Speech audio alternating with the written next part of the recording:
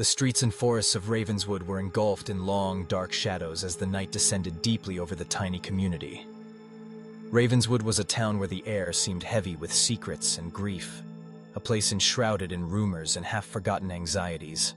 An old, run-down house that had long been the focus of tense discussions and frightful looks stood at the edge of this peaceful town, surrounded by twisted trees and tangled underbrush. As though the walls themselves were attempting to shed their skin, the faded paint was peeling away in jagged strips, and its broken windows stared out like empty eye sockets. Even though no one went near after dark, Emma, a young woman who was naturally curious and hungry for new things, felt an odd attraction to the abandoned location. Like ivy, rumors about the house clung to it. Tales of shadows moving just out of sight, cries and screams resonating through the night air when no one was around, and strange lights flickering in its broken windows. While some thought the house was cursed, others thought it was a sign of something much more sinister. However, Emma, who was always skeptical, brushed these stories off as mere superstition. Nevertheless, the mystery continued to haunt her, and she made the decision to discover the truth for herself on this chilly autumn evening. As the moon hung low and waning in the sky, hardly lighting the cracked pathway leading to the porch, Emma approached the house with her camera and flashlight. With a loud groan, the rusty gate swung open, seemingly inviting her in or cautioning her against entering. The silence weighed heavily on her ears, and it grew louder with each step she took across the creaking wooden porch. Inexplicably, the temperature dropped, and she could smell mildew and decay in the air. The weak beam of her flashlight was swallowed by the dense, oppressive darkness inside. Every nook and cranny was covered in shadows, and the once vibrant wallpaper was now in ruins, exposing odd symbols carved into the plaster that gave off an odd greenish glow that made her skin crawl. As Emma walked through the decaying rooms of the house, her heart pounded.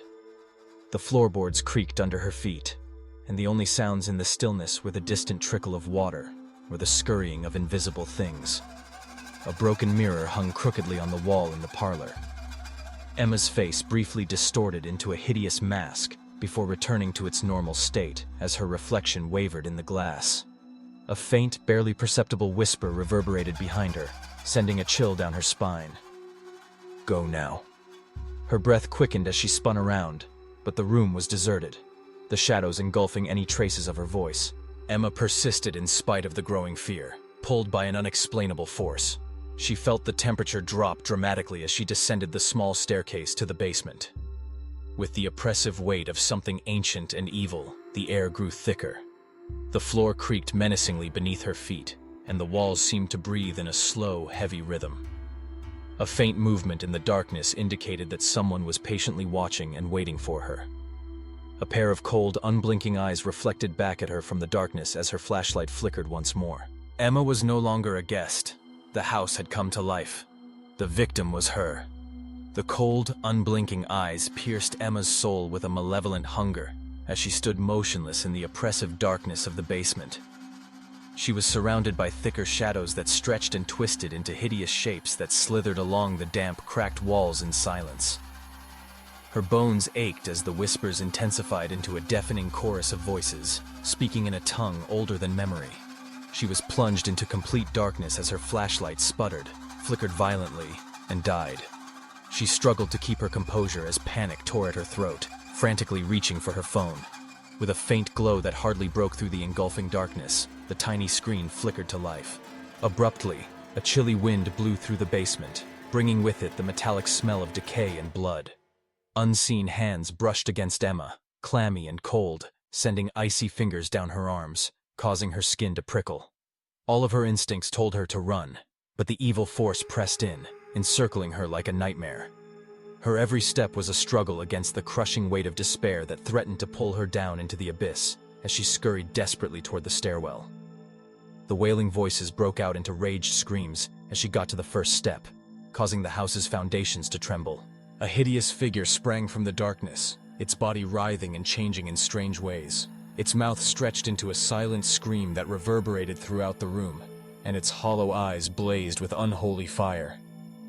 Emma staggered backward as the apparition blocked her only way out, fear taking hold of her heart, recalling the odd symbols carved beneath the peeling wallpaper. Ancient wards designed to bind and repel evil, She mustered all her courage.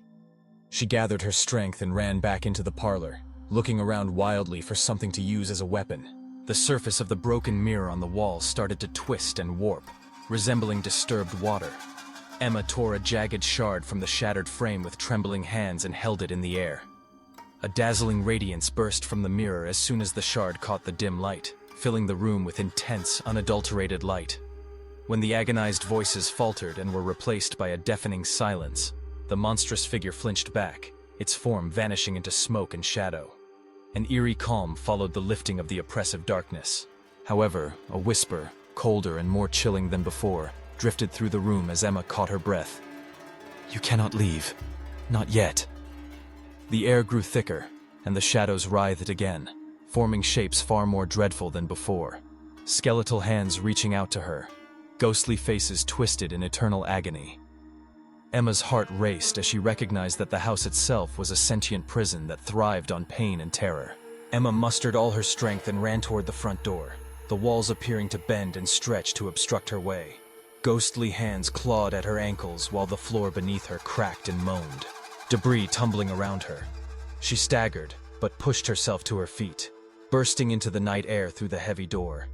She ran until the haunted house was only a faint silhouette behind her, gasping for air.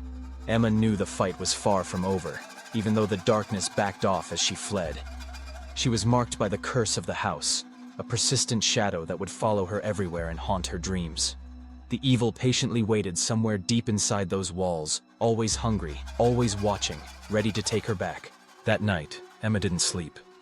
The sound of those whispers crept into her head each time she closed her eyes, encircling her thoughts like a thick fog.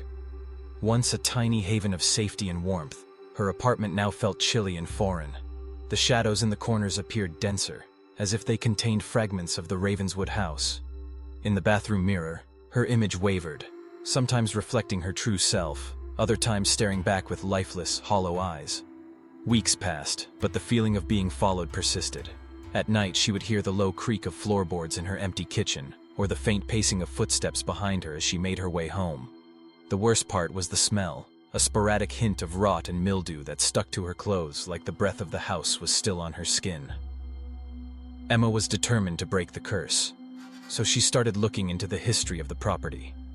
She combed through old town records, lost newspaper clippings, and testimonies from elderly residents who only spoke in whispers. She became aware of Eleanor Gray, who was charged with ritual sacrifice and witchcraft in the late 1800s. After dragging her into the now rotting house on the edge of Ravenswood, the villagers locked her in the basement and set the house on fire. However, Eleanor didn't pass away, at least not how they had hoped. Her eyes were blackened, her mouth twisted in a smile too big for a human face, and her body was discovered undamaged. Over her remains, the house had been rebuilt, the walls engulfing her essence, her thirst for vengeance consuming anyone who ventured inside.